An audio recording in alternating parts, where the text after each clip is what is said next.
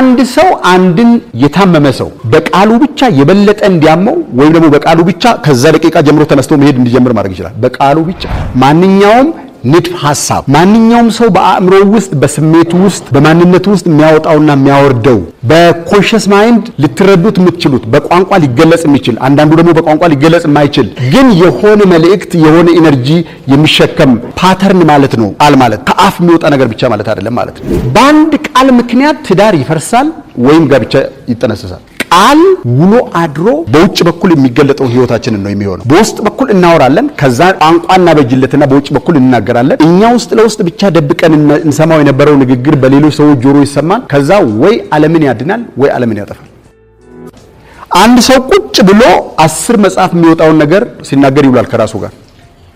ሰው ከራሱ ጋር ያወራል። በነገራችን ላይ ሰው ደግሞ ምንድነው ከራሱ ጋር የሚያወራው ያላችሁት ማለት ነው። አሁን ብላችኋል አለ እሱ ሰው ከራሱ ጋር ያወራል ብዬ ስል አንዳንዱ ሰው ምንድነው ከሰው ደግሞ ከራሱ ጋር የሚያወራው ምንለው ማለት ነው።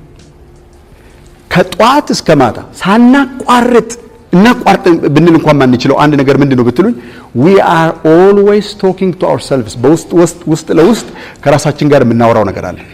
በጣም የሚያሳዝነው ነገር ግን ከምናወራው ወሬ ውስጥ እንደ ናሽናል ሳይንስ ፋውንዴሽን እነሱ ባሰሩት ሪሰርች ግኝታቸውን ሲያሳውቁ የነገሩን ነገር ከ60,000 እስከ 70,000 ሐሳቦች ሐሳብ ማለት ዲስክሪት የሆኑ የራሳቸው የሆነ ኮንሰፕት የራሳቸው የሆነ መልእክት ያላቸው ሐሳቦችን በአእምሮአችን ውስጥ ስናመላልስ እንደምንውል ተናግረዋል። ከ60,000 እስከ 70,000 ከ85% የሚበልጠው ይሄ ከ60,000 እስከ 70,000 ከሚደርሰው ውስጥ ከ85% የሚበልጠው ከትላንትና የሚመጣ ሐሳብ ነው። የዚህኛው ደግሞ ከ90% የሚበልጠው ሐሳብ ኔጌቲቭ ነው። በጣም የሚገርመው ነገር እሱ ነው። ስለዚህ በጣም የምናወጣበትን ዋጋ ወርዝ ያደርጋል ማለት ነው። ቁጭ ብለን what am I talking to myself ብለን ኤቫሉዌት ማድረግ የምናወጣበትን ጊዜ የሚበልጥ ዋጋ መልሶ ይሰጠናል። ምንም ጥርጥር የሌለው ነገር ነው። ስለዚህ የቃል ኃይል ስንል ከአፋችን ስለሚወጣውና ሌሎች ሰዎች ብቻ ስለሚሰሙት ሳይሆን ውስጥ ለውስጥ የምንናገረውና እኛ ራሳችን መልሰን የምንሰማውንም ነገር ያጠቃልላል ማለት ነው። እስኪ ተመልከቱ። የቃል መለወጥ በአገራት መካከል ሊነሳ የነበረውን ጦርነት አቁሞ ያውቃል። ምንም ሊነሳ የማይገባውን ጦርነት ቀስቅሶ ያውቃል። እንዴት አንደኛው ዓለም ጦርነት እንዴት እንደተነሳ አብዛኞቻችሁ ታውቃላችሁ ብዬ አስባለሁ። አይታችሁ ታውቃላችሁ። ሩዋንዳ የተወካዮች ምክር ቤት ውስጥ የሚደባደቡ ሰዎችን አይታችሁ ታውቃላችሁ። ምናልባት ቪዲዮ ደርሷችሁ አይታችሁ የምታውቁ ከሆነ በአንድ ቃል ምክንያት ትዳር ይፈርሳል ወይም ጋብቻ ይጠነሰሳል። በአንድ ንግግር ምክንያት ሰዎች ይጣላሉ ወይም ማይተዋወቁ ባዕዳን ሰዎች አንድ ቤት ውስጥ እንደ ቤተ ዘመድ እንደ ተዋለዱ ሰዎች አብረው ይኖራል። ቃል ይጠግናል፣ ቃል ይሰብራል። ቃል ይሰራል፣ ቃል ያፈርሳል። ቃል ማያደርገው ምንም ነገር የለም። ግን ይሄ ቃል ብለን የምንለው ነገር ሰዎች ቀኑን ሙሉ የሚያመላልሱት ኮንሽስነሳቸው ውስጥ ራን የሚያደርግ ፓተርን እንደሆነ እሱን ጭምር ማወቅ ያስፈልጋል። ማለት ንግግር ማለት የተለወጠ ሐሳብ ነው። ማይንዳችን ውስጥ ቶት አለ፣ ሐሳብ አለ፣ የቶት ኮንቴንት አለ፣ ይዘቱ፣ የቶት ፍሎ አለ፣ አፈሳሰሱ። ስለዚህ ያ ቶት አእምሮአችን ውስጥ ያለው ሐሳብ ተቀይሮ ነው በንግግር የሚወጣው። ወይም በጽሁፍ ይወጣል ወይ በንግግር ይወጣል። ስለዚህ ቃላት ራሳቸው የተለወጡ ሐሳብ ናቸው። ሐሳብ ደግሞ ምንድነው ካለን ኢነርጂ ነው። ማይንዳችን ውስጥ ያለው ሐሳብ ኢነርጂ ነው። ስለዚህ ሄደው መስበር ይችላሉ፣ መስራት ይችላሉ፣ አቅም አላቸው። thoughts become words and words become actions and actions become habits and habits become character ይባላል። ስለዚህ thoughts become words የማስበው ነገር ነው በአንደበቴ ወይም በብዕሬ የሚወጣው። ስለዚህ ቃላት ሐሳብ ተለውጦ የሚመጣ ኢነርጂ ነው ማለት ነው። ቃላት እንደዚህ ናቸው። ቃላቶች ፖዚቲቭ ሊሆኑ ይችላሉ፣ ኔጌቲቭ ሊሆኑ ይችላሉ። ኔጌቲቭ ሐሳቦች፣ አሉታዊ ሐሳቦች አእምሮ ውስጥ ካሉ ኔጌቲቭ ቃላቶች ከውስጥ ይወጣሉ። ስድብ፣ የንዴት ቃል፣ የቁጣ ቃል፣ ሚሰብር ነገሮች ከአንደበቴ ይወጣሉ።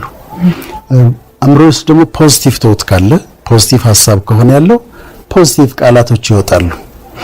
እንደ ምሳሌ እናንሳ። እንዴት አስቸጋሪ እንደሆነ ይናገራል።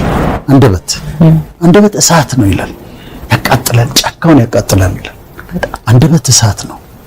ሰው ፈረስን መግራት ችሏል ልጓም አስገብቶ። ሰው መርከብን የሚያክል ነገር ወደ ፈለገው ነገር ማንቀሳቀስ ይችላል፣ ነገር ግን አንደበቱን ግን መክታት አልቻለም ይላል። ከዛ አንደበቱን ሳይገታ ልቡን እያሳተ እግዚአብሔርን ማምለክ የሚያመልክ ያለ ከመሰለው አምልኮ ከንቱ ነው ይላል። ምን ማለት ነው? አንዲት ሴት ቤተክርስቲያን ሄዳ ዘምራ ጸልያ ጾማ ቤት ስትገባ ሰራተኛዋን ሙልጭ አድርጋ ከሰደበቻት አበላሸችው። ፖይንት የሌለው ነገር ነው፣ ተበላሽ። ስለዚህ ዝም ይላል። ወዳጁን የሚንቅ አእምሮ የጎደለው ነው፣ አስተዋይ ግን ዝም ይላል። ለመናገር ጊዜ ያለው ይላል መክብብ ደግሞ፣ ዝም ለማለት ደግሞ ጊዜ ያለው ይላል። ስለዚህ አስበን እንድንናገር ዝም ማለት ባለብን ጊዜ ዝም እንድንል ያበረታታል። ዳዊት አቤቱ ለአፌ ጠባቂ አኑር ይላል። ለአፌ ጠባቂ አኑርልኝ በአንደበቴ እንዳልስት ይላል። መናገር ያለብን ምንድነው? መጽሐፍ ቅዱስ ሲነግረን መናገር ያለብን በጨው እንደተቀመመ ይሁን ይላል። የሚያንጽ በጨው የተቀመመ ይሁን ይላል። የምትናገሩት ነገር ተቀምሞ ተዘጋጅቶ ጣፋጭ ሆኖ የሚወጣ እንጂ ክፉ ቃል ካፋችሁ አይወጣ ይላል እና መልካም ንግግርን ለማነጽ የሚጠቅም ይሁን ይላል። ያማረ ቃል እንደ ማር ወለላ ነው ይላል። እንደ ማር ለነፍስ የሚያለም ለነፍስ ጣፋጭ ነው፣ ለአጥንት ጤና ነው ይላል እና እንደ ማር ወለላ ነው ይላል። ስለዚህ የምንናገረውን ነገር እንድንጠነቀቅ እንድናስብበት ይነግረናል። ውጤት ደግሞ እንዳለው ይነግረናል። አሁን ጌታ ራሱ ሲናገር ከውስጥ ከሆድ የሚወጣው እሱ የሚያረክስ እሱ ነው ያለው። ቃላት ናቸው የሚያረክሱት።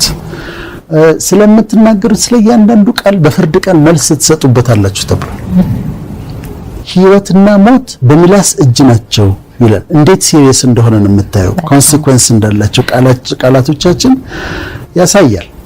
እና የፈውስ ቃል የሚባሉት እንደዚህ የሚያንጽ ኮምፕሊመንት የሚደረግ የሚጠቅም ነገር ስትናገሪ፣ ያንን ሰው የሚያለመልም ነገር ስትናገሪ ጀነሮሲቲ ነው እሱ ራሱ። እኔ አሁን ኮምፕሊመንት ማድረግ እወዳለሁ፣ ሰዎችን አፕሪሼት አደርጋለሁ። አንድ መድረክ ላይ ከሌሎች ሰዎች ጋር ከተጋበዝኩ መጀመሪያ